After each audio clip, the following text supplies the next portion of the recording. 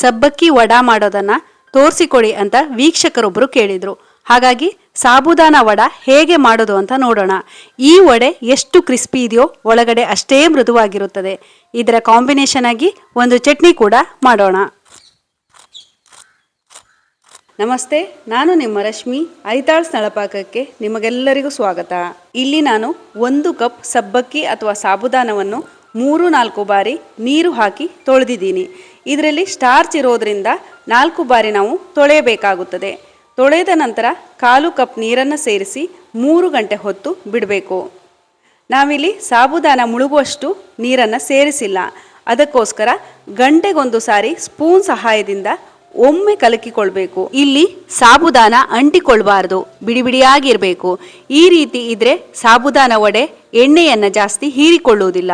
ಹಾಗೆಯೇ ನೆನೆದ ಸಬ್ಬಕ್ಕಿಯನ್ನು ಪ್ರೆಸ್ ಮಾಡಿದವಾಗ ಅದು ಪೂರ್ತಿಯಾಗಿ ಪುಡಿಯಾಗಬೇಕು. ಹೀಗೆ ಪುಡಿಯಾದರೆ ಅದು ಸರಿಯಾಗಿ ನೆನೆದಿದೆ ಎಂದರ್ಥ.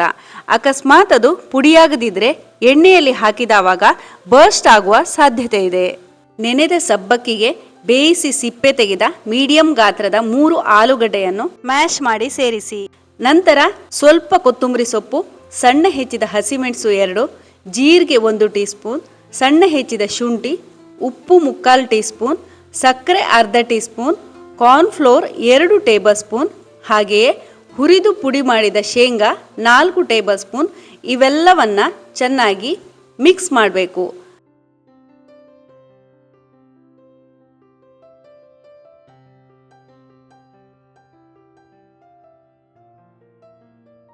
ನಂತರ ಕೈಗೆ ಎಣ್ಣೆ ಹಚ್ಚಿಕೊಂಡು ಉಂಡೆ ಮಾಡಿ ಈ ಥರ ಪ್ರೆಸ್ ಮಾಡಿ. ಇಲ್ಲಿ ವಡೆಯನ್ನು ಮಾಡುವಾಗ ಸೈಡ್ ಒಡೆಯದೇ ಇರುವ ಹಾಗೆ ತಟ್ಟಬೇಕಾಗುತ್ತದೆ. ತುಂಬ ದಪ್ಪಗೂ ಅಲ್ಲ, ತೆಳ್ಳಗೂ ಅಲ್ಲ, ಆ ರೀತಿ ಇರಲಿ. ಪ್ರತಿಯೊಂದು ವಡೆಯನ್ನು ಮಾಡಿಟ್ಕೊಳ್ಬೇಕು. ಕಾದ ಎಣ್ಣೆಗೆ ಸಾಬುದಾನ ವಡೆಯನ್ನು ಹಾಕಿ 1 ನಿಮಿಷದ ನಂತರ ತಿರುವಿ ಹಾಕಿ.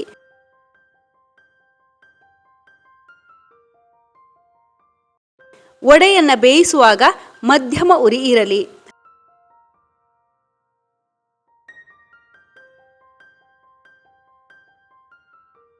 ಒಂದು ನಿಮಿಷಕ್ಕೊಮ್ಮೆ ತಿರುವಿ ಹಾಕುತ್ತಾ ಅದು ಕೆಂಪಗೆ ಹೊಂಬಣ್ಣ ಬರುವ ತನಕ ಫ್ರೈ ಮಾಡಿ.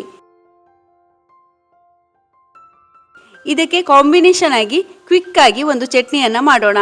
ಮೊದಲಿಗೆ ಒಂದು ಮಿಕ್ಸಿ ಜಾರ್ಗೆ ಸ್ವಲ್ಪ ಕೊತ್ತಂಬರಿ ಸೊಪ್ಪು, ಖಾರಕ್ಕೆ ಬೇಕಾಗುವಷ್ಟು ಹಸಿಮೆಣಸು, ಶೇಂಗಾ 1 ಟೇಬಲ್ ಸ್ಪೂನ್, ಲಿಂಬೆ ರಸ ಸ್ವಲ್ಪ, ಜೀರಿಗೆ 1/4 ಟೀ ಸ್ಪೂನ್, ಉಪ್ಪು 1/4 ಟೀ ಸ್ಪೂನ್, ಸ್ವಲ್ಪ ನೀರನ್ನು ಹಾಕಿ ರುಬ್ಬಿ.